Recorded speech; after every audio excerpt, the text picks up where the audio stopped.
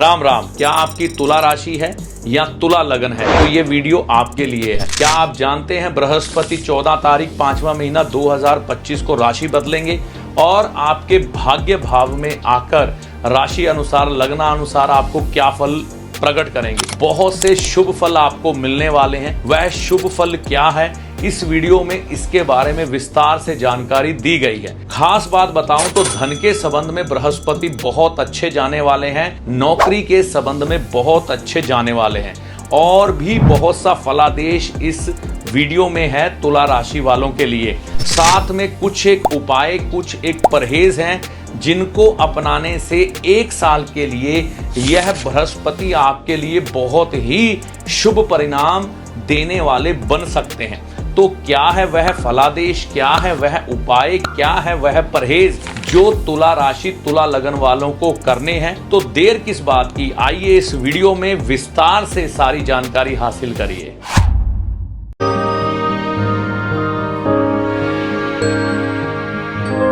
नमस्कार, मेरा नाम है पंडित अरविंद तिवारी। इस चैनल पर अगर आप आज पहली बार आए हैं या बहुत समय से चैनल के साथ चल रहे हैं, अभी तक इस चैनल को आपने सब्सक्राइब नहीं किया है तो इस वीडियो को देखने के बाद चैनल को सब्सक्राइब करके जाइएगा। आज हम विचार चर्चा करेंगे तुला राशि पर गुरु राशि परिवर्तन के उपाय, परहेज व फलादेश क्या रहेंगे। यह ग्रह राशि बदलेगा 14 तारीख 5वां महीना 2025 को। क्या फल प्रदान करेंगे गुरु ग्रह। पहले यह समझें कि गुरु आएंगे कहां पर। इस समय जब आप वीडियो देख रहे हैं, यह गुरु इस भाव में ट्रांजिट यानी कि गोचर कर रहे हैं। 14 तारीख को इस भाव में आ जाएंगे। इस भाव में आने के बाद यह आपके जीवन में क्या फल प्रकट करने वाले हैं, समझें बहुत कम शब्दों में। गुरु ग्रह की दृष्टियां जो होती हैं अमृत समान होती है। जहां जहां बृहस्पति ग्रह की दृष्टि पड़ेगी वैसे आपको शुभ फलों की प्राप्ति होगी। सबसे पहले 1, 2, 3, 4 और 5 यह आपकी चंद्र राशि है। जैसे कि आपकी तुला राशि हो, तुला लगन हो, इस भाव में दृष्टि पड़ने का मतलब है कि आपके जीवन में आपके मान सम्मान को मिलने का समय आ गया है। जीवन में कुछ अच्छा होने का समय आ गया है। जीवन में उन्नति मिलने का समय आ गया है। अगर सेहत को लेकर कुछ एक परेशानियां आप झेल रहे थे तो उन परेशानियों से मुक्ति का समय आ गया है। इसके बाद बृहस्पति की 7वीं दृष्टि इस भाव पर पड़ेगी। यह भाव भाई बहनों का है। यह भाव आपके पराक्रम का है। यह भाव अगर देखें तो आपकी कुछ ना कुछ वाणी से प्रभावित जो कार्य होते हैं उनसे जुड़ा है, डॉक्यूमेंटेशन से जुड़ा है। तो इन सब चीज़ों में शुभता मिलेगी। जैसे भाई बहन से संबंध अच्छे होंगे। अगर आप कुछ समय से आलस्य का शिकार थे तो बृहस्पति की यह शुभ दृष्टि आपको इस समय में सहज ही पराक्रमी बनाएंगी। जो कार्य आप नहीं कर पा रहे थे उन कार्यों को करने में आपकी सहायता करेगी, आलस्य का त्याग करवा देगी। वाणी में मधुरता आएगी और जीवन में अगर आपका कोई कागजी काम अटका हुआ है तो वह भी होने की संभावना बन जाएगी। यहाँ से इस बृहस्पति ग्रह की दृष्टि यहाँ पर आएगी। यह भाव संतान का है। यह भाव अगर हम बात करें तो शेयर बाजार का भी है। यह भाव अगर हम बात करें तो आपके जीवन में आपके मित्र उनका भी है। यह भाव आपके जीवन साथी के लाभ का भी है। तो संतान के पक्ष में अच्छी खबरें सुनने को मिलेगी। शेयर बाज़ार में इन्वेस्ट करते हैं तो उसमें कुछ अच्छा होने का संभावना है, क्योंकि राहु यहाँ पर पहले ही होंगे ट्रांजिट के और बृहस्पति की दृष्टि आना मतलब के लाभ होने की संभावना है। लेकिन पर्सनली मैं शेयर बाज़ार किसी को सजेस्ट नहीं करता हूँ। आप जितना हो सके बच के चलें। मित्र अगर कोई मनमुटाव है तो वो दूर होगा, मित्र नए बन सकते हैं। प्रेम संबंधों में इस समय में खराबियां आने की संभावना है। मिसअंडरस्टैंडिंग होगी, कई बार ठीक हो जाएगी, कई बार फिर से गड़बड़ होने की संभावना। जीवन साथी से किसी प्रकार का लाभ मिलने की संभावना इस समय में बन रही है। यहाँ से बृहस्पति इधर मूव करेंगे कुछ समय के लिए, तकरीबन 45 दिनों के लिए। 18 तारीख 10वां महीना 2025 को यहाँ से इनकी दृष्टियाँ यहाँ धन भाव पर जाएंगी, तो पैसे का आगमन अच्छा, परिवार के साथ संबंध अच्छे और जीवन में कुछ अच्छा होने की संभावनाएं यह भाव भी देता है। रुके हुए कामों को चला देता है।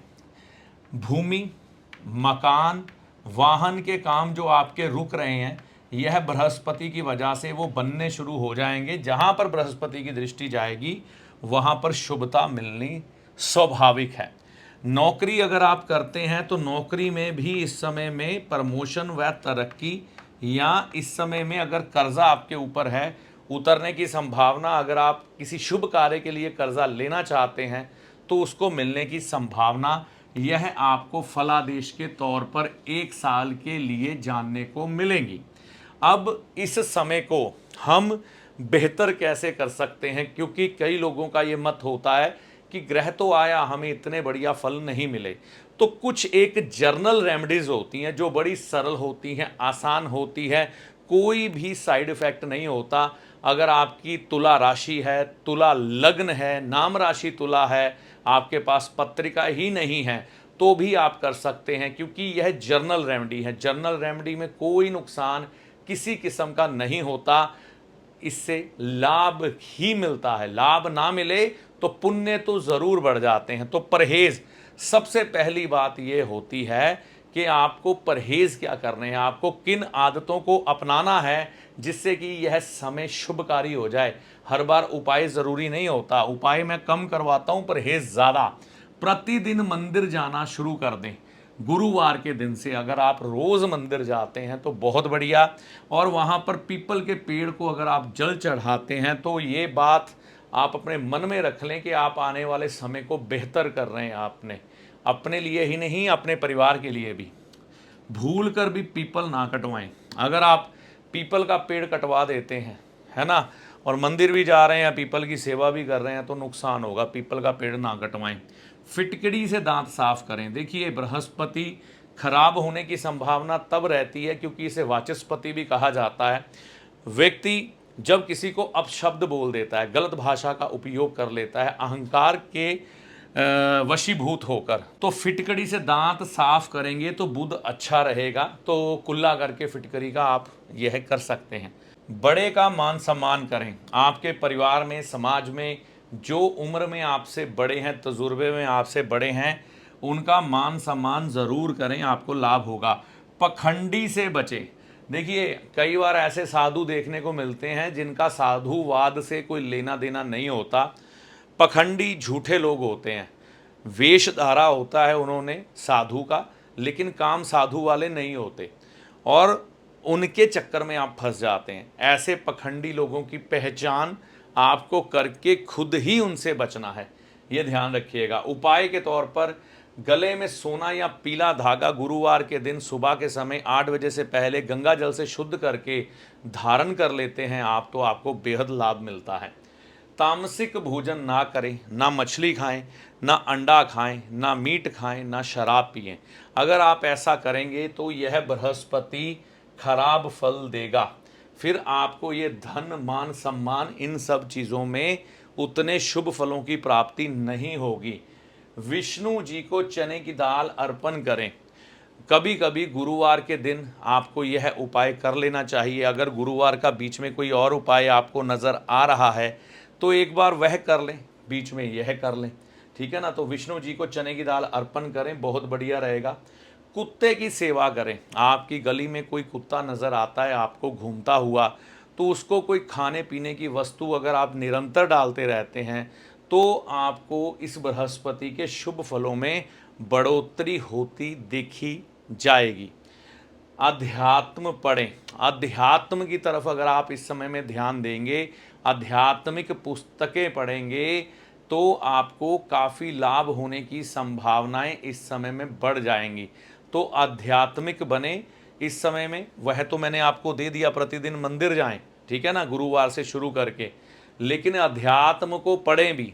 कुछ पढ़ नहीं सकते तो अध्यात्म को सुन लें। किसी भी तरह से आप इस समय अध्यात्म को जानें, जिससे कि आप खुद का अध्ययन कर पाएँ। ऐसे में आपको काफ़ी लाभ मिलने की संभावनाएं बढ़ जाएंगी। तो ये छोटी छोटी जो बातें हैं, यह तुला राशि के लिए गुरु राशि परिवर्तन के उपाय, परहेज और फलादेश पर आधारित है। कई लोगों की ये शिकायत होती है कि यह जो चीज़ें आप बता रहे हैं या हम सुनते हैं, हमारे साथ घटित नहीं होती। कई बार आपकी जन्म पत्रिका में कोई कमी होती है जिसकी वजह से यह नहीं होता, या कोई दशा आपके अनुकूल नहीं चल रही होती आपकी जन्म पत्रिका के अनुसार, या फिर आपने खुद ही ग्रह को खराब कर लिया होता है। जैसे आप बड़ों का सम्मान नहीं करेंगे, पीपल के पेड़ कटवाएंगे, मंदिर नहीं जाएंगे, कैसे शुभ फल मिलेंगे। तो उन आदतों को सुधारें, अपनी पत्रिका का अध्ययन खुद करें और जीवन में आप अच्छे अनुभवों को प्राप्त करें।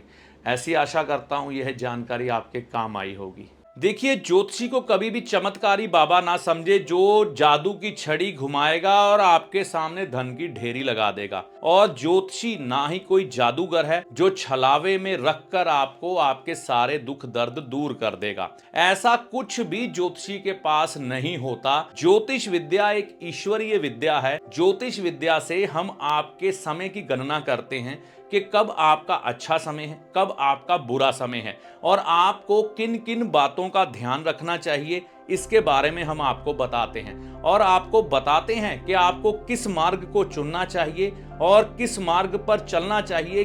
अपने अच्छे और बुरे के लिए आप खुद जिम्मेवार होते हैं।